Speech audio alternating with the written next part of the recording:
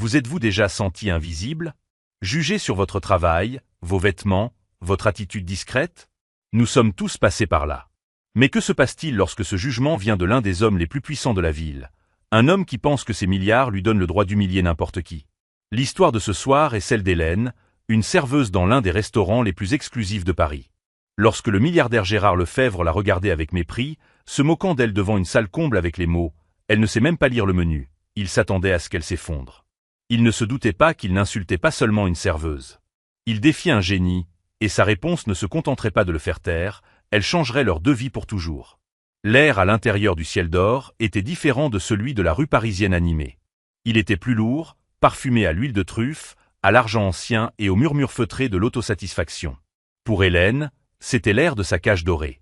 Pendant 10 heures par jour, 5 jours par semaine, elle se déplaçait dans cette atmosphère raréfiée comme un fantôme dans un uniforme noir impeccable, ses pas silencieux sur l'épais tapis d'Aubusson, son visage un masque soigneusement construit de neutralité agréable. À 28 ans, la vie d'Hélène ne s'était pas déroulée comme prévu. Ses mains, qui pouvaient traduire avec virtuosité la poésie provinciale du XIVe siècle et retracer les racines étymologiques d'un mot à travers 5 langues, passaient désormais leur journée à polir l'argenterie, à porter des assiettes de coquilles Saint-Jacques poêlées et à remplir des verres de Bordeaux à 500 € pour des gens qui ne remarqueraient pas si elle leur versait de l'eau du robinet. Ses collègues la connaissaient comme étant calme, efficace et mystérieusement discrète.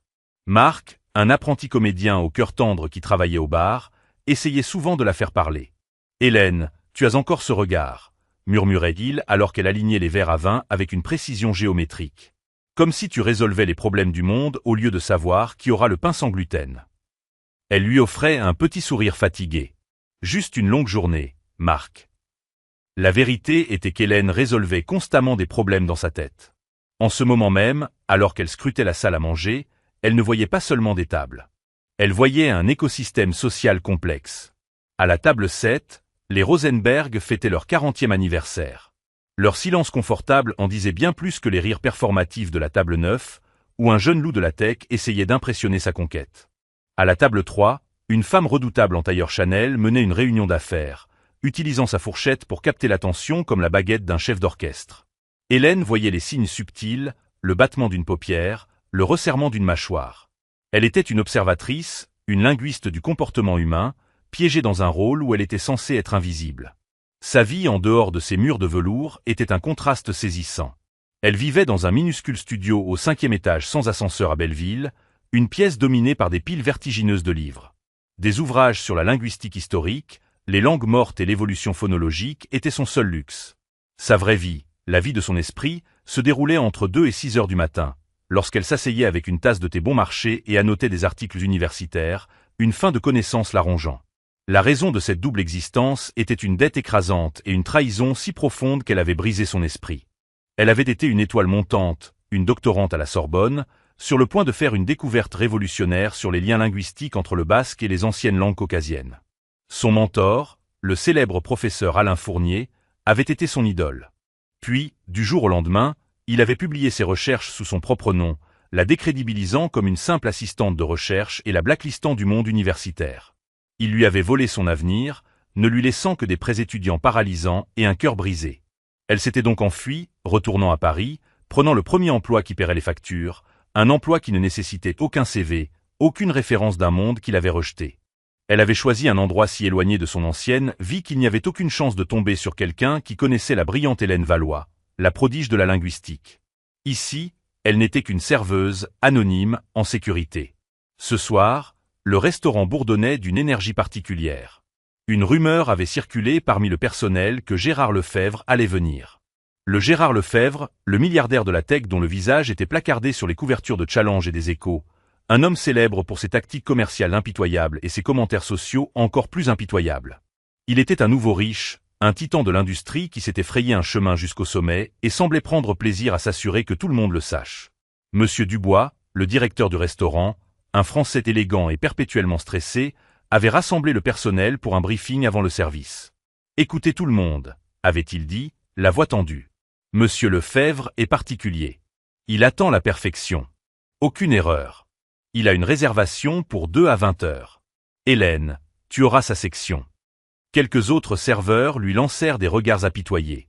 Lefebvre était connu pour être un client cauchemardesque, renvoyant des places sur un coup de tête et rabaissant le personnel pour le plaisir. Hélène se contenta de hocher la tête, son expression illisible. Il n'était qu'un client de plus. Un problème à gérer. Alors qu'elle disposait les derniers couverts polis sur la table 12, sa station désignée, elle aperçut son reflet dans le miroir du mur opposé. Une femme pâle et sérieuse aux yeux gris, intelligent la regardait. Il y avait dans ses yeux une lassitude qui n'existait pas 3 ans plus tôt. Elle glissa une mèche de cheveux bruns derrière son oreille et lissa son tablier. Le masque était en place. Elle était prête. À 20 heures précises, les lourdes portes en chêne du ciel d'or s'ouvrirent, et un changement palpable se produisit dans l'atmosphère de la pièce. C'était comme si le bruit ambiant avait chuté de quelques décibels pour être remplacé par un bourdonnement grave et puissant d'énergie émanant d'un seul homme. Gérard Lefebvre n'était pas un homme physiquement imposant, mais il se déplaçait avec une aura de commandement absolu qui le faisait paraître plus grand. Il portait un costume si exquisément taillé qu'il ressemblait plus à une extension de son corps qu'à un vêtement. Ses cheveux sombres étaient artistiquement décoiffés, et ses traits vifs et aquilins étaient figés dans une expression permanente d'évaluation impatiente. À son bras se trouvait une femme qui semblait avoir été assemblée par un comité d'influenceurs Instagram.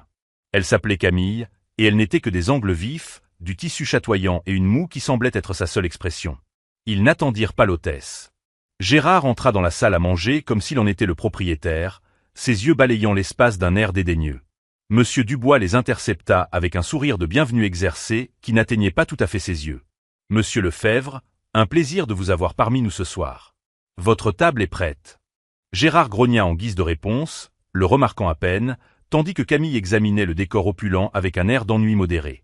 Alors qu'on les conduisait à la table 12, Hélène s'approcha, une carafe d'eau à la main, sa posture droite et professionnelle. « Bonsoir », dit-elle, la voix calme et basse. « Bienvenue au ciel d'or. Je m'appelle Hélène et je m'occuperai de vous ce soir. Puis-je commencer par vous servir de l'eau, plate ou pétillante ?» Gérard Lefebvre s'enfonça dans la banquette moelleuse et la regarda pour la première fois. Son regard n'était pas celui d'une connexion, mais d'une évaluation, de la manière dont on inspecterait un meuble. Il vit une femme ordinaire dans un uniforme terne, sans particularité et instantanément oubliable. Pétillante, lâcha-t-il sèchement, tournant déjà son attention vers la carte des vins, un tome relié en cuir marocain. Camille, pendant ce temps, était occupée à prendre un selfie, inclinant son téléphone pour capturer le lustre en arrière-plan. « Et pour vous, madame ?» demanda Hélène, sa voix inébranlable. Camille leva les yeux de son téléphone, agacée par l'interruption. « Oh, peu importe. La même chose. » Hélène remplit leur verre et leur présenta les menus. C'était le premier test. Gérard l'écarta d'un geste de la main. « Je n'en aurai pas besoin. Nous commencerons par une bouteille du Cheval Blanc 98. » C'était un choix extravagant, une démonstration de pouvoir. Hélène fit un léger signe de tête respectueux. « Une excellente sélection, monsieur. » Elle se retira pour passer la commande, sentant ses yeux dans son dos. C'était une sensation à laquelle elle s'était habituée dans ce travail, la sensation d'être observée, mais pas vue. Quand elle revint avec le vin et accomplit le rituel de présentation du bouchon et de la première dégustation, il l'observa à chaque mouvement avec une intensité déconcertante, comme s'il cherchait une faille. Elle fut impeccable. Ses mouvements étaient économiques et gracieux, son expression sereine. Cela sembla l'irriter plus que si elle avait commis une maladresse. « Alors », dit-il en faisant tourner le liquide rouge foncé dans son verre, sa voix portant à travers la salle à manger feutrée, « Parlez-nous des suggestions du chef. » Hélène commença à réciter la liste soigneusement mémorisée. Ce soir, le chef propose un filet de bœuf poêlé avec un risotto au safran et une confiture de fenouil. « Arrêtez », l'interrompit Gérard en levant la main. Il tapota du doigt le menu devant Camille. Le menu, comme le nom du restaurant, était entièrement en français. Pas de sous-titres.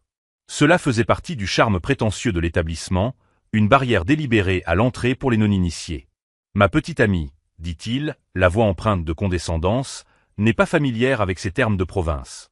Pourquoi ne lui expliquez-vous pas le menu, lentement ? Camille gloussa, un son aigu et tintant. « Oh, Gérard, tu es terrible. C'est du chinois pour moi. » Hélène maintint son calme, bien qu'elle sentît un serrement familier dans sa poitrine. Elle connaissait ce jeu.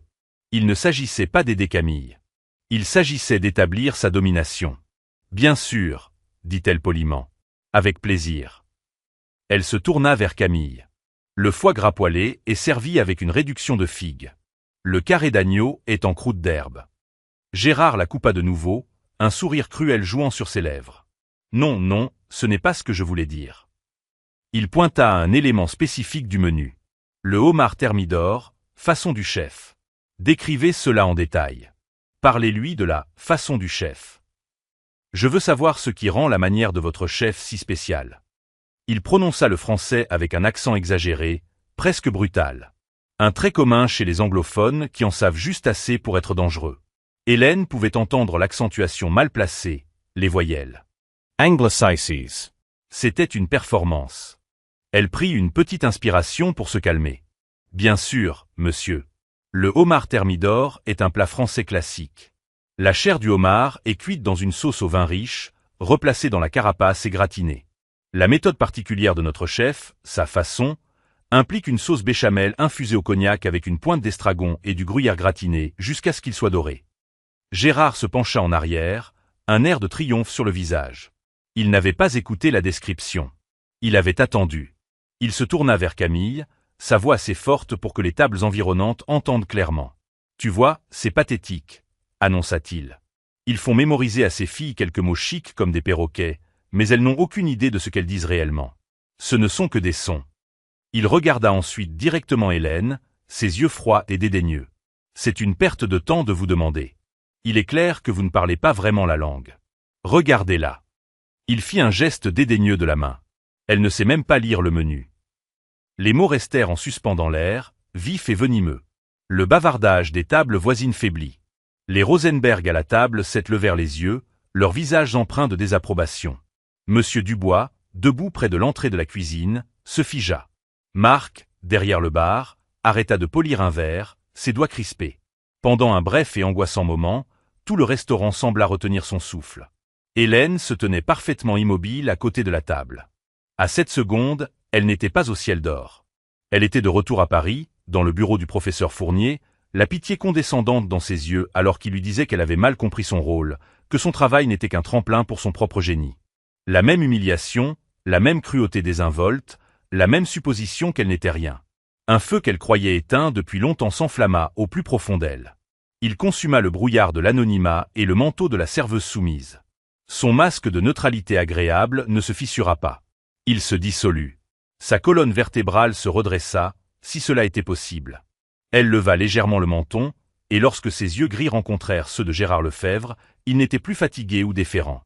Ils étaient aussi vifs et clairs que de la glace. Le silence à la table douce s'étira, devenant lourd et chargé. Gérard Lefebvre se pencha en arrière avec un sourire satisfait, s'attendant à ce qu'Hélène balbutie des excuses, rougisse de honte, s'enfuit vaincue. Camille reflétait son expression, regardant Hélène comme si elle était un chewing-gum collé à sa chaussure. Hélène ne bougea pas. Elle se contenta de soutenir son regard. Quand elle parla enfin, sa voix était différente. La politesse discrète du secteur des services avait disparu. À sa place, il y avait un ton d'autorité nette et froide, et l'accent n'était plus l'américain standard plat qu'elle utilisait pour son travail. C'était la cadence liquide et sans faille d'une Parisienne de souche. « Pardonnez-moi, monsieur », commença-t-elle, sa voix résonnant avec une clarté qui trancha l'ambiance feutrée du restaurant. « Vous semblez être dans l'erreur. » Le sourire narquois de Gérard vacilla. Le français était parfait, non seulement grammaticalement correct, mais phonétiquement parfait. La liaison subtile entre les mots, le R uvulaire doux, les voyelles précises et non américanisées. C'était le français de l'élite instruite, celui qu'on entendait dans les amphithéâtres de la Sorbonne, pas dans les salles à manger de Paris. Elle continua, son français coulant comme de la poésie, ses yeux ne quittant jamais les siens. En fait, je peux vous assurer que ma compréhension du menu est tout à fait adéquate. Et concernant votre choix de vin, le Cheval Blanc 98 est en effet un millésime formidable, un assemblage de Cabernet Franc et de Merlot réputé pour sa structure et sa longévité. Cependant, si je puis me permettre, le profil tannique et les notes terreuses de ce vin particulier pourraient légèrement dominer la délicatesse d'un plat comme le homard thermidor. La mâchoire de Camille se décrocha. Le visage de Gérard, qui avait été un masque de certitude arrogante, commençait à montrer des fissures de confusion. Il comprenait les mots, mais le contexte, la source, était impossible. Hélène ne s'arrêta pas là. Elle fit un geste gracieux vers le menu. Le mot « thermidor » lui-même, vous savez, n'est pas simplement un terme culinaire. Il provient du calendrier républicain français, du « mois de la chaleur ». La pièce de Victorien Sardou, Thermidor, a été créée à la Comédie Française, et le plat a été nommé en son honneur par le grand chef Auguste Escoffier. C'est un plat chargé d'histoire, pas seulement de fromage. L'air était électrique. À la table voisine, le banquier d'affaires, qui se vantait bruyamment de son voyage à Cannes, était maintenant bouche bée, son verre de vin à mi-chemin de ses lèvres. Monsieur Dubois avait fait quelques pas en avant depuis la cuisine, un air de stupéfaction totale sur le visage. Marc se penchait par-dessus le bar, souriant jusqu'aux oreilles. Hélène déplaça alors son regard vers la carte des vins dans la main de Gérard, comme s'il était un étudiant qu'elle guidait patiemment. Si vous cherchez un accord qui mettrait en valeur à la fois le homard et le vin, je suggérerais plutôt de commencer par le homard, peut-être associé à un meursault premier cru dont le caractère beurré et la minéralité compléteraient la sauce à la crème. Ensuite, pour votre plat principal, disons le filet de bœuf Rossini. La richesse du foie gras et de la sauce aux truffes sur le filet s'accorderait magnifiquement avec la complexité de votre cheval blanc. Ce serait une progression plus logique, gastronomiquement parlant. Elle finit de parler et se tint dans un silence calme, les mains jointes devant elle. Elle ne l'avait pas seulement corrigé. Elle avait démantelé toute sa performance de sophistication. Elle lui avait donné une masterclass d'histoire culinaire française, d'étymologie et d'œnologie, le tout dans la langue de son choix, et elle l'avait fait avec la grâce sans effort d'une véritable experte. Le silence qui suivit fut assourdissant. Gérard Lefebvre, l'homme qui faisait taire les conseils d'administration d'un seul mot, était sans voix. Son visage était une toile orageuse d'émotions. Choc, incrédulité et une humiliation profonde et cuisante, bien plus puissante que celle qu'il avait tenté de lui infliger. Il ouvrit la bouche, puis la referma. Il n'y avait rien à dire. Il était venu avec un couteau à une fusillade pour découvrir que son adversaire était armé d'une arme nucléaire tactique. Camille regarda tour à tour Gérard et Hélène, son visage parfaitement maquillé un masque de confusion et d'horreur. « Gérard » murmura-t-elle, sa voix un sifflement paniqué. « Qu'est-ce qu'elle raconte ?» Gérard l'ignora. Il fixa Hélène, la voyant vraiment pour la première fois. Il vit l'intelligence vive dans ses yeux gris, la force inflexible de sa posture. Ce n'était pas une serveuse. Il ne savait pas ce qu'elle était, mais ce n'était pas une serveuse. Finalement, d'une voix à peine plus haute qu'un murmure, il demanda en anglais, par réflexe, « Who are you » ? Qui êtes-vous ? Hélène se permit un petit sourire presque imperceptible. Elle repassa à son accent français clair, la transition parfaite. « Je suis Hélène, » dit-elle simplement, « et je m'occuperai de vous ce soir. Maintenant, » ajouta-t-elle, son ton redevenant celui d'une serveuse polie et efficace, « dois-je suggérer ce meursault à notre sommelier pour votre entrée ?» La question resta en suspens, un échec et mat final. Et parfait. Le milliardaire avait été réduit au silence. Le reste du repas fut une affaire surréaliste. Gérard Lefebvre, un homme dont la voix dominait chaque pièce où il entrait, fut rendu complètement muet. Il acquiesça aux suggestions d'Hélène, ses yeux la suivant avec un mélange d'admiration et de suspicion chaque fois qu'elle approchait de la table. Il toucha à peine à son cheval blanc. Camille, sentant le changement radical de pouvoir, resta silencieuse, picorant sa nourriture et jetant parfois un regard de respect terrifié à Hélène. Hélène, de son côté, fut une professionnelle consommée. Elle servit leurs plats, remplit leur eau et s'occupa d'eux avec la même efficacité discrète qu'auparavant. Mais la dynamique avait été irrévocablement modifiée. Elle n'était plus une servante invisible. Elle était une énigme qu'ils n'avaient pas réussi à résoudre, et sa présence tranquille dominait leur expérience. Quand ils partirent enfin, après avoir payé la note substantielle et laissé un pourboire si généreux qu'il s'agissait clairement d'excuses, Gérard s'arrêta à la porte. Il la regarda de l'autre côté de la salle, son expression indéchiffrable, avant de disparaître dans la nuit parisienne. Dès que la porte se referma, le personnel du restaurant expira collectivement. Marc se précipita vers elle. « Hélène, c'était légendaire. Je n'ai jamais vu personne le remettre à sa place comme ça. Où diable as-tu appris à parler comme ça ?» Monsieur Dubois s'approcha, son visage rayonnant d'une fierté presque paternelle. « Hélène, magnifique. Vraiment magnifique. J'ai toujours su qu'il y avait plus en vous. » Hélène sentit une vague d'épuisement la submerger, l'adrénaline de la confrontation s'estompant. Elle leur fit un faible sourire. « J'ai passé un peu de temps à la fac, » dit-elle, l'euphémisme du siècle. Plus tard cette nuit-là, bien après que la dernière table ait été débarrassée et que l'odeur d'huile de truffe ait été remplacée par l'odeur âcre du produit de nettoyage, Hélène rentra chez elle à travers les rues calmes de Belleville. La rencontre avait réveillé des fantômes qu'elle avait tant essayé d'enterrer. En montant les 5 étages jusqu'à son appartement, elle ne voyait pas les murs de plâtre fissurés du couloir. Elle voyait les cours ensoleillés de la Sorbonne. Elle pouvait sentir l'odeur du papier ancien de la bibliothèque Sainte-Geneviève, ressentir le frisson de la découverte qui avait été autrefois tout son monde. Elle déverrouilla sa porte et entra dans son sanctuaire de livres. Elle passa une main sur une tranche, le cheval, la roue et le langage. Un autre, grammaire complète de la langue proto-indo-européenne. Ce n'était pas seulement des livres. C'étaient des reliques d'une vie qui semblait appartenir à quelqu'un d'autre. Elle s'enfonça dans son fauteuil usé, les lumières de la ville peignant des motifs sur son mur, et laissa le souvenir qu'elle combattait chaque jour la consumeur. Sa thèse de doctorat avait été l'obsession de sa vie. Elle était sur le point de prouver une théorie controversée selon laquelle un substrat linguistique pré-proto-indo-européen pouvait être détecté dans la structure grammaticale du basque moderne, suggérant une connexion linguistique beaucoup plus ancienne que ce que l'on croyait. C'était une thèse qui pouvait lancer une carrière. Le professeur Alain Fournier, son directeur de thèse, avait été son plus grand champion, un homme d'un charme et d'une intelligence immense. Il l'avait encouragé, célébré ses percées et l'avait poussé à creuser plus profondément.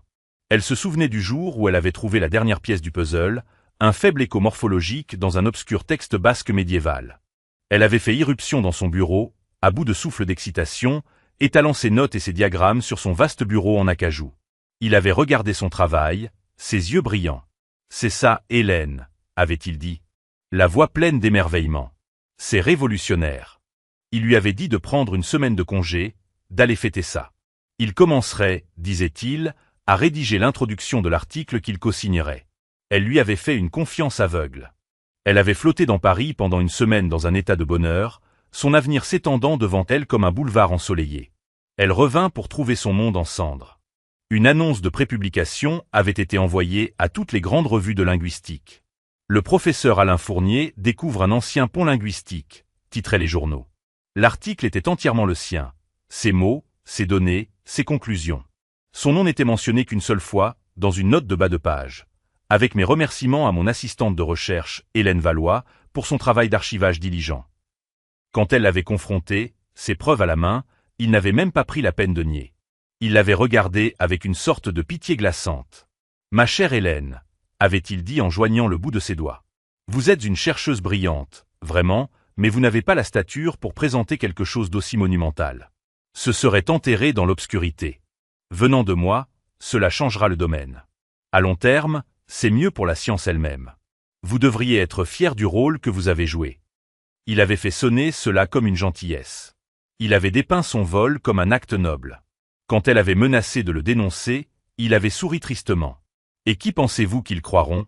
Un professeur célèbre au sommet de sa carrière ou une étudiante diplômée inconnue et désemparée? Soyez raisonnable.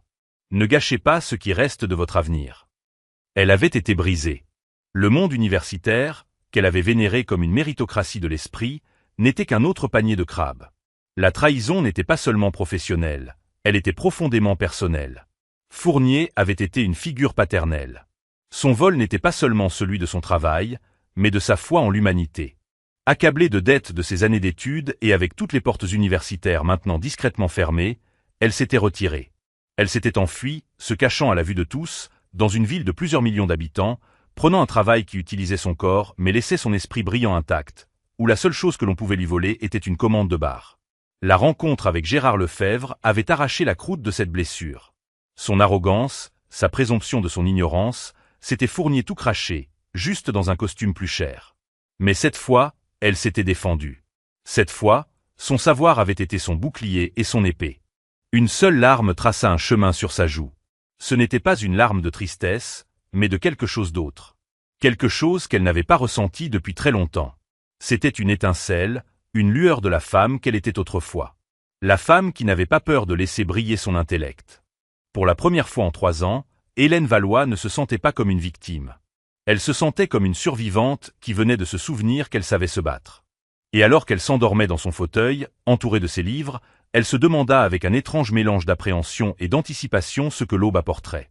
Gérard Lefebvre était un homme qui ne tolérait pas les questions en suspens, et la serveuse nommée Hélène était la plus grosse question en suspens qu'il ait rencontrée depuis des années.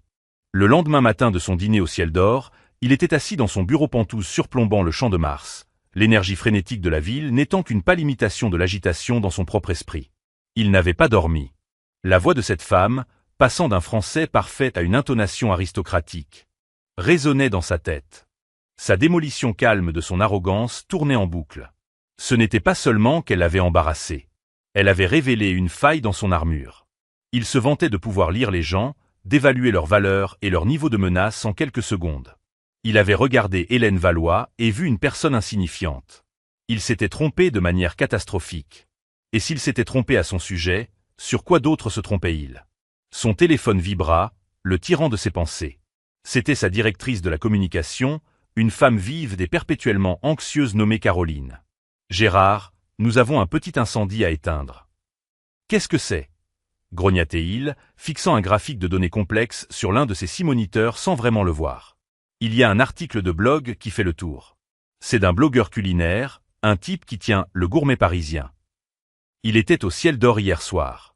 Le titre de l'article est « La serveuse qui a donné une leçon à un titan, une leçon d'humilité à 500 € la bouteille ». Le sang de Gérard se glaça. « Lis-le-moi. » Caroline s'éclaircit la gorge. « Hier soir, j'ai été témoin de quelque chose d'extraordinaire. J'ai vu le milliardaire de la tech Gérard Lefebvre, un homme connu pour sa langue acérée, tenter de rabaisser sa serveuse. Il s'est moqué de son français, proclamant haut et fort qu'elle ne savait même pas lire le menu. Ce qui s'est passé ensuite était cinématographique. La serveuse, une femme discrète nommée Hélène, a procédé à un monologue de 5 minutes dans le français le plus impeccable que j'ai jamais entendu. Elle a donné une dissertation sur l'histoire du homard thermidor, déconstruit son accord mets-vin et suggéré une alternative gastronomiquement supérieure. Elle ne l'a pas seulement réduit au silence. Elle l'a désarmé intellectuellement. C'était un rappel stupéfiant que le génie peut se trouver là où on s'y attend le moins, et qu'un uniforme de service n'est pas une mesure de la valeur d'une personne. Gérard frappa son poing sur le bureau. « Supprime-le. »« Nous essayons, » dit Caroline, la voix tendue. Mais il a déjà été repris par quelques agrégateurs en ligne. Les commentaires ne sont pas en votre faveur. Ils appellent ça « l'arroseur arrosé de Lefebvre ». Les gens adorent les histoires de David contre Goliath. Il jura, se penchant en arrière dans son fauteuil et se frottant les tempes. C'était une distraction dont il n'avait pas besoin. Son projet phare, celui sur lequel il avait misé l'avenir de l'entreprise, était un gouffre financier et un échec spectaculaire. Il s'appelait Projet Babel, un ambitieux logiciel de traduction basé sur l'IA, conçu pour fournir une traduction instantanée et nuancée aux entreprises mondiales. Sur le papier, c'était impeccable. En pratique, c'était un désastre. L'IA pouvait traduire les mots, mais elle ne saisissait pas le contexte, la culture ou l'intention. Elle commettait des erreurs embarrassantes, parfois catastrophiques. Une négociation récente avec une entreprise japonaise avait failli échouer parce que l'IA avait traduit un titre honorifique japonais poli en un terme d'une familiarité grossière. Elle ne pouvait pas comprendre que la langue était plus qu'une collection de mots. C'était un système vivant et respirant d'histoire, de culture et de connexion humaine. Son équipe d'ingénieurs brillants, tous maîtres du code et des algorithmes, était désemparée. Ils ne pouvaient pas coder pour une nuance qu'ils ne comprenaient pas. Et maintenant ça, un cauchemar de relations publiques centré sur la langue. L'ironie était si épaisse qu'il pouvait la goûter. « Trouve-moi tout ce que tu peux sur elle », lança-t-il à Caroline. La serveuse, Hélène Valois. Je veux savoir où elle a fait ses études, où elle a grandi, ce qu'elle a mangé au petit déjeuner ce matin. Tout. Je m'en occupe, répondit Caroline, et la ligne se coupa. Gérard fit pivoter son fauteuil pour faire face à la fenêtre, le parc un camailleux de verre en contrebas. Il n'était plus seulement en colère. Il était intrigué. Profondément intrigué. Qui était cette femme? Une actrice en difficulté avec un don pour les langues? La fille d'un ex-diplomate tombé en disgrâce? Son équipe d'enquête, habituellement réservée à l'espionnage industriel et à la vérification des cibles d'acquisition d'1 milliard de dollars, fut étonnamment rapide. En moins de 3 heures, un dossier atterrit dans sa boîte de réception cryptée. Il était mince, mais ce qu'il contenait était stupéfiant. Hélène Valois. Née à Lyon. Licence de linguistique, Université Lumière Lyon 2, mention très bien. Doctorante en linguistique historique, Université Paris-Sorbonne, interrompue. La Sorbonne. Tout s'éclaira. Pas juste un cours de l'Alliance française. C'était une véritable universitaire. Le dossier notait son dossier stellaire, sa spécialisation dans les langues anciennes et obscures, et son départ brutal du programme de doctorat il y a 3 ans pour raisons personnelles. Après cela, la piste se refroidissait jusqu'à ce qu'elle refasse surface comme serveuse à Paris. Il y avait une montagne de dettes étudiantes enregistrées à son nom. Aucune présence sur les réseaux sociaux, aucune empreinte numérique à proprement parler. C'était un fantôme. Puis il vit le nom de son directeur de thèse, professeur Alain Fournier. Le nom lui était familier. Fournier avait publié un livre révolutionnaire il y a 3 ans. Gérard en avait même lu un résumé. Ses théories sur l'évolution linguistique avaient des applications potentielles pour son IA. Il ordonna à son équipe de retrouver l'article de Fournier. En parcourant le résumé, ses yeux se plissèrent. La date de publication était quelques semaines seulement après qu'Hélène se soit officiellement retirée de la Sorbonne. Le sujet était une théorie de niche, presque inconnue, reliant les langues basques et caucasiennes. C'était trop spécifique pour être une coïncidence. Et là, dans les remerciements, se trouvait son nom, relégué à une note de bas de page. Les pièces s'emboîtèrent dans son esprit avec la force d'un choc physique. Elle n'avait pas simplement interrompu ses études. Son travail avait été volé. Gérard Lefebvre était un homme d'affaires impitoyable. Il avait écrasé des concurrents et organisé des OPA hostiles. Mais il avait un code. Il croyait au mérite. On gagnait sa victoire. On ne la volait pas. Ce que Fournier avait fait était, dans son esprit, le péché ultime. Il avait volé la création d'un esprit brillant et l'avait fait passer pour la sienne. Il regarda l'article académique sur un écran et le mince dossier sur Hélène Valois sur un autre. Il vit les années d'études, la montagne de dettes, la fin abrupte d'une carrière prometteuse et la descente dans un travail subalterne. Il vit l'histoire derrière la femme qu'il avait si facilement humiliée. Son problème avec le blogueur culinaire lui parut soudain trivial. Sa crise avec le projet Babel, cependant, semblait maintenant inextricablement liée à la femme qui servait du homard dans un restaurant parisien. Ces ingénieurs essayaient d'apprendre à une machine à comprendre l'âme du langage. Ils échouaient. Et il venait de passer une soirée avec une femme qui avait l'âme du langage vivant en elle. La solution à son problème d'1 milliard d'euros ne se trouvait pas dans une ligne de code. Elle versait de l'eau pétillante pour gagner sa vie, cachant un monde de connaissances derrière un masque poli et neutre. Il prit son téléphone, mais il n'appela pas son équipe de communication. Il appela son chef de la sécurité. Trouver où habite Hélène Valois. Les jours d'Hélène retombèrent dans leur rythme familier et monotone. Mais quelque chose en elle avait changé. Le brouillard de résignation dans lequel elle vivait depuis 3 ans commençait à se dissiper. La rencontre avec Lefebvre, aussi troublante soit-elle, avait été un électrochoc pour son système, un rappel de son propre pouvoir dormant. Elle se surprit à passer plus de temps libre non seulement à lire, mais à écrire à nouveau, esquissant des idées pour de nouvelles recherches, le vieux feu intellectuel se ravivant lentement. Un samedi après-midi pluvieux, elle chercha refuge dans son endroit préféré de la ville, la salle de lecture Labrouste de la Bibliothèque nationale de France.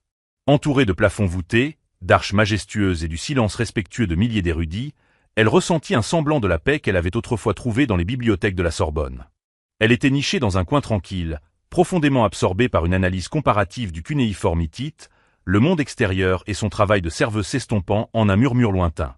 Mademoiselle Valois. La voix était basse et familière. Elle trancha sa concentration comme une lame. Elle leva les yeux, le cœur battant la chamade. Debout devant elle, l'air profondément déplacé dans son costume anthracite impeccablement taillé, se tenait Gérard Lefebvre. Il n'était flanqué ni de garde du corps ni d'un entourage. Il était seul, tenant un exemplaire d'un livre, une traduction de l'épopée de Gilgamech, comme si c'était un accessoire. Son premier instinct fut une vague de panique. Était-il venu se plaindre, la faire renvoyer? Elle ferma instinctivement son carnet, protégeant son travail. « Monsieur Lefebvre, dit-elle, la voix tendue et lasse. Qu'est-ce que vous faites ici ?» Il semblait tout aussi mal à l'aise qu'elle. Il fit un vague geste vers le livre dans sa main. Des recherches. C'était une excuse fragile, et ils le savaient tous les deux.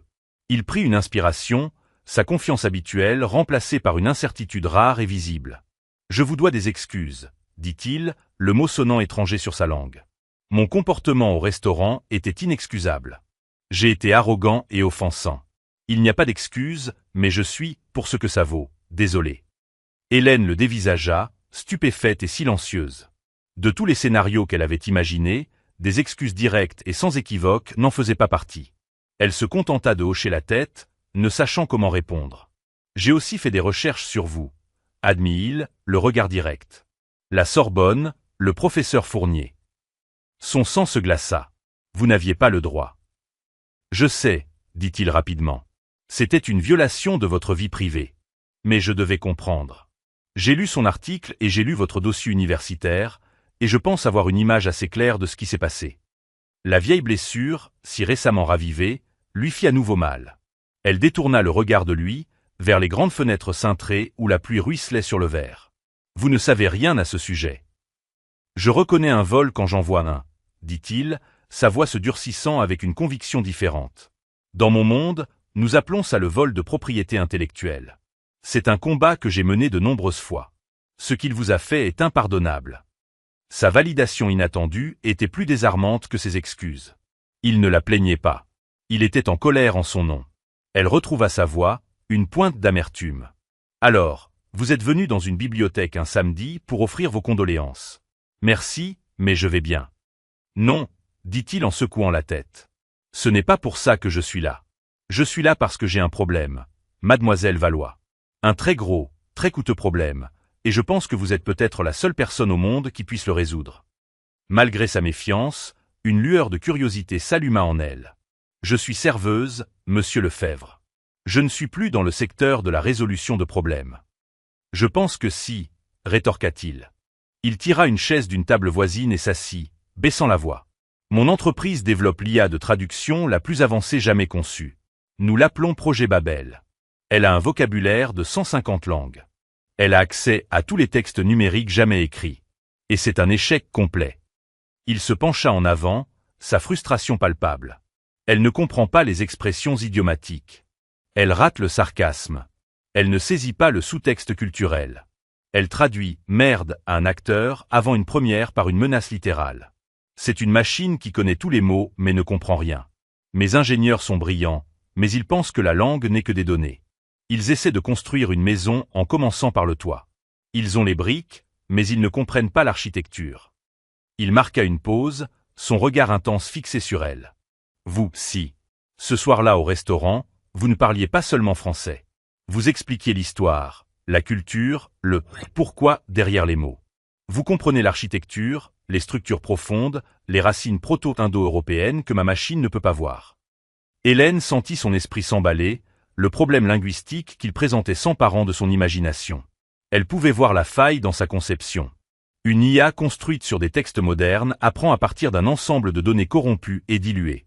Pour vraiment comprendre la langue, elle devait comprendre sa genèse, son évolution, les millénaires d'histoire humaine encodés dans son ADN. « Que voulez-vous de moi » demanda-t-elle, la voix prudente. « Je veux vous embaucher, dit-il sans ambages. Pas comme traductrice, comme consultante, comme l'architecte en chef de tout le modèle linguistique. Je veux que vous appreniez à ma machine à penser. Je veux que vous lui donniez une âme. » L'audace de l'offre était à couper le souffle. C'était tout ce dont elle avait toujours rêvé, et tout ce qu'elle avait fui. Travailler à nouveau dans son domaine de prédilection, non pas en marge, mais au cœur même d'un projet révolutionnaire. Mais cela signifiait lui faire confiance. Cela signifiait retourner dans un monde d'ambition et d'ego. Le monde même qu'il avait mâché et recraché. « Pourquoi devrais-je vous faire confiance ?» demanda-t-elle, la question en suspens dans le silence sacré de la salle de lecture. « Vous êtes un homme qui juge les gens sur leur uniforme. » Gérard eut la grâce de paraître contrit. « Je le suis, ou je l'étais. Vous m'avez donné une leçon. Je suis un pragmatique, mademoiselle Valois. Et pragmatiquement, votre génie est gaspillé à servir de l'agneau. Mon entreprise a besoin de ce génie. Je me fiche de votre CV ou de votre passé. Je me soucie de ce que vous pouvez faire. Je ne vous offre pas un travail parce que j'ai pitié de vous. Je vous offre un travail parce que mon projet d'1 milliard d'euros est en train d'échouer, et je crois que vous pouvez le sauver. » Il fit glisser une carte de visite sur la table. C'était un carton noir épais avec des lettres argentées sobres. Sans pression. Le numéro de mon bureau est dessus. Si vous êtes intéressé, appelez-moi. Donnez votre prix. Fixez vos conditions. Pensez-y, c'est tout. Sur ce, il se leva, lui fit un signe de tête respectueux et s'éloigna, la laissant seule dans la grandeur silencieuse de la bibliothèque. Hélène baissa les yeux sur la carte de visite dans sa main. Puis elle regarda le carnet ouvert devant elle, rempli de ses notes complexes sur une langue morte. Pendant 3 ans, son savoir avait été un secret, un trésor qu'elle gardait enfermé. Gérard Lefebvre lui offrait une clé. La question était de savoir si elle était assez courageuse pour ouvrir la porte. Pendant 2 jours, Hélène vécut dans un état d'animation suspendue. La carte de visite de Gérard Lefebvre reposait sur sa petite table de cuisine, un rectangle noir austère qui représentait 2 avenirs. Terriblement différents. L'un était le chemin sûr et anonyme qu'elle suivait, prévisible, douloureux, mais le sien. L'autre était un saut dans l'inconnu, un retour dans le monde des enjeux élevés et des grandes idées avec un homme en qui elle avait toutes les raisons de se méfier. Elle alla travailler au ciel d'or, accomplissant les gestes machinalement. Mais le restaurant ressemblait maintenant au décor d'une pièce qui n'était plus la sienne. Le tintement des verres, le murmure des clients fortunés, tout cela n'était qu'un bruit de fond. Son esprit était ailleurs, aux prises avec des algorithmes linguistiques et l'éthique de l'intelligence artificielle. Elle pensait au professeur Fournier. Sa peur était que Lefebvre ne soit qu'une version différente de lui, un homme qui utiliserait son génie et la rejetterait quand elle ne serait plus utile. Mais elle se souvenait aussi du regard de Lefebvre dans la bibliothèque. Ce n'était pas le regard d'un charmeur comme Fournier. C'était le regard brut et concentré d'un solutionneur de problèmes qui avait trouvé la pièce manquante de son puzzle. Et il n'avait pas offert de pitié. Il avait offert un défi. Le 3e matin, elle se réveilla et sut sa décision. Se cacher était une façon de laisser Fournier gagner. Rester serveuse, nourrissant son grief dans l'ombre, c'était céder le reste de sa vie à sa trahison. Accepter l'offre de Lefebvre était un pari, mais c'était un pari sur elle-même. Elle n'appela pas le numéro sur la carte. Cela la placerait sur son territoire, en position de supplication. À la place, elle tapa un courriel concis et professionnel. Objet, proposition projet Babel. Monsieur Lefebvre, j'ai examiné votre proposition. Je suis disposé à discuter d'un éventuel accord de consultation sous les conditions non négociables suivantes. 1. Titre, architecte linguistique en chef. Ce n'est pas un rôle de subordonné ou de conseillère. 2. Autonomie totale sur l'équipe de modélisation linguistique et la méthodologie. 3. Un salaire de 500 000 € par an, avec des primes de performance liées aux jalons du projet. Ce chiffre est calculé pour éliminer ma dette d'études en 1 an et pourvoir à des recherches indépendantes. 4. Un crédit public sur le projet achevé, proportionnel à mon titre. 5. Une clause contractuelle stipulant que tous les modèles linguistiques fondamentaux développés par moi restent ma propriété intellectuelle, sous licence à votre entreprise aux fins de ce projet. Si ces termes sont acceptables comme base de négociation, vous pouvez demander à votre équipe juridique de me contacter pour organiser une réunion. Cordialement, Hélène Valois. Elle appuya sur « Envoyer » avant de perdre son courage. C'était la chose la plus audacieuse qu'elle ait jamais faite. Elle n'avait pas simplement accepté. Elle avait pris le contrôle. Elle avait utilisé le langage de son monde, termes, conditions, propriété intellectuelle, pour le rencontrer sur son propre terrain. La réponse arriva en moins de 10 minutes. Elle venait de Gérard lui-même. Objet, proposition projet Babel. Mademoiselle Valois, je n'en attendais pas moins. Les termes sont agressifs. Je respecte ça. Ils sont acceptés. Ma voiture sera devant votre appartement à 9 h demain matin. Nous allons au bureau. Il est temps de se mettre au travail. GL. Le lendemain matin, Hélène sortit de son appartement au 5e étage sans ascenseur pour la dernière fois en tant que serveuse. Elle avait déjà donné sa démission à un monsieur Dubois stupéfait mais ravi. Elle portait sa seule tenue d'entretien, une robe bleu marine simple mais élégante qu'elle n'avait pas portée depuis son entretien de bourse pour la Sorbonne. Une voiture noire élégante l'attendait. Le chauffeur ouvrit la portière et elle se glissa dans l'intérieur en cuir moelleux. 20 minutes plus tard, elle montait au dernier étage de la tour Lefebvre, la ville s'étalant sous elle. Le bureau était une cathédrale de verre et d'acier, bourdonnant d'une énergie. Calme et concentré. Gérard la rejoignit à l'ascenseur. Il n'était pas en costume, mais en jean et en pull noir uni. Il la regarda et, pour la première fois, il sourit. Ce n'était pas un sourire narquois, mais une véritable expression de respect. Bienvenue, mademoiselle Valois. Laissez-moi vous présenter votre équipe. Il la conduisit non pas à un bureau d'angle, mais au cœur de l'opération, une immense salle ouverte où des dizaines des meilleurs codeurs du monde étaient assis devant des écrans lumineux. Au centre de la pièce se trouvait un tableau blanc en verre du sol au plafond, entièrement vide. Gérard s'adressa à la salle. Tout le monde, écoutez. Voici Hélène Valois. Elle est notre nouvelle architecte linguistique en chef. Le projet Babel, tel que nous le connaissons, est réinitialisé. À partir de ce moment, elle est en charge du modèle linguistique. Ce qu'elle dit fait loi. Un murmure sceptique parcourut la salle d'ingénieurs. Il voyait une femme sans expérience en codage, sans expérience en entreprise. Il voyait une outsider. Hélène sentit la piqûre familière d'être sous-estimée. Mais cette fois, elle ne portait pas d'uniforme de serveuse. Elle se dirigea vers le centre de la pièce, prit un marqueur et se tourna vers l'immense tableau blanc. Elle ne commença pas par du code ou des algorithmes. Elle commença par dessiner un simple arbre. C'est la famille des langues proto-indo-européennes, commença-t-elle, sa voix claire et confiante, résonnant dans l'espace caverneux. Elle commença à dessiner des branches, les étiquetant germaniques, italiques, helléniques, indo-iraniens. Sa main bougeait avec une aisance exercée, son savoir s'écoulant d'elle. « Votre IA échoue », dit-elle à la salle silencieuse de génie, Parce que vous essayez de traduire les feuilles sans comprendre les branches, le tronc ou les racines. Vous lui apprenez l'anglais et le mandarin, mais vous ne lui avez pas appris d'où ils viennent. La langue n'est pas aléatoire. Elle a un code génétique. Nous n'allons pas apprendre plus de mots à cette machine. Nous allons lui apprendre à apprendre. Nous allons commencer à la racine. Elle passa l'heure suivante à cartographier l'évolution du langage humain. Son marqueur volait sur le tableau. Elle expliqua les changements de voyelles, les modifications morphologiques et les structures profondes et invisibles qui lient toutes les langues humaines entre elles. Elle parlait en français, mais elle utilisait des exemples du sanskrit, du grec ancien et du vieux norrois, expliquant chacun avec une clarté sans effort. Les ingénieurs regardaient, leur scepticisme se fondant en fascination, puis en admiration pure et simple. Ils n'écoutaient pas seulement une conférence. Ils regardaient une artiste à l'œuvre. Elle prenait cette chose désordonnée, chaotique et belle qu'est le langage humain et révélait le système logique et élégant qui se cachait en dessous. Elle était l'architecte, et elle leur tendait le plan de l'âme de leur machine. Quand elle reboucha enfin le marqueur, le tableau entier était rempli d'un diagramme d'une complexité à couper le souffle sur la connexion humaine. La pièce fut silencieuse un instant, puis l'un des ingénieurs principaux, un homme qui n'avait pas dit un mot, se mit à applaudir. Bientôt, toute la salle se joignit à lui. Gérard Lefebvre se tenait au fond, regardant tout se dérouler. Il voyait la femme qu'il avait tenté d'humilier commander le respect de ses esprits les plus brillants. Il la voyait non pas comme une serveuse, mais telle qu'elle était vraiment, un titan à part entière. Hélène se tenait devant le tableau blanc, l'œuvre de sa vie exposée à la vue de tous. Elle n'était plus un fantôme fuyant son passé. Elle était chez elle. L'histoire d'Hélène n'est pas seulement celle d'une rencontre dramatique dans un restaurant. C'est un témoignage puissant du fait que nos circonstances ne définissent jamais notre valeur.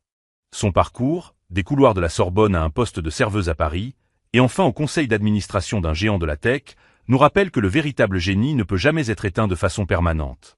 Il nous rappelle de regarder au-delà de l'uniforme, du titre du poste et des suppositions que nous faisons, et de voir l'incroyable potentiel inexploité qui se trouve en chaque personne. Elle a été réduite au silence par la trahison, mais elle a retrouvé sa voix, non pas en criant, mais en exprimant sa vérité avec un savoir si profond qu'il ne pouvait être nié. Quelques semaines plus tard, l'atmosphère au sein du projet Babel avait été métamorphosée. Le silence frustré avait laissé place à une effervescence créative. Hélène, fidèle à sa promesse, avait déconstruit leur approche. Elle avait organisé des ateliers quotidiens, non pas sur le codage, mais sur l'histoire. Elle leur avait fait découvrir les migrations des peuples indo-européens, leur montrant comment la géographie et les conflits avaient façonné les phonèmes. Ils avaient étudié ensemble des tablettes cunéiformes, Hélène déchiffrant les textes anciens avec une passion contagieuse, expliquant comment la structure grammaticale d'une langue morte pouvait révéler la structure sociale de la civilisation qui la parlait. Un jour, elle les mit au défi de créer un algorithme capable non pas de traduire, mais d'identifier l'humour dans différentes cultures. La tâche semblait impossible. L'humour était subjectif, contextuel. Mais Hélène les guida. L'humour n'est souvent qu'une violation des attentes linguistiques, expliqua-t-elle. Pour comprendre la blague, l'IA doit d'abord comprendre la règle qui est enfreinte. Ils commencèrent par la forme la plus simple, le calembour. Elle leur montra comment le calembour reposait sur l'homophonie et la polysémie. L'équipe, qui pensait en termes de logique binaire, fut fascinée. Ils commencèrent à voir la langue non plus comme une chaîne de caractères, mais comme un réseau tridimensionnel de significations, d'histoires et de sons. Hélène avait gagné leur respect, non pas par autorité, mais par une compétence et une passion pure. Elle ne leur donnait pas d'ordre, elle les invitait dans son monde, et ils la suivaient avec enthousiasme.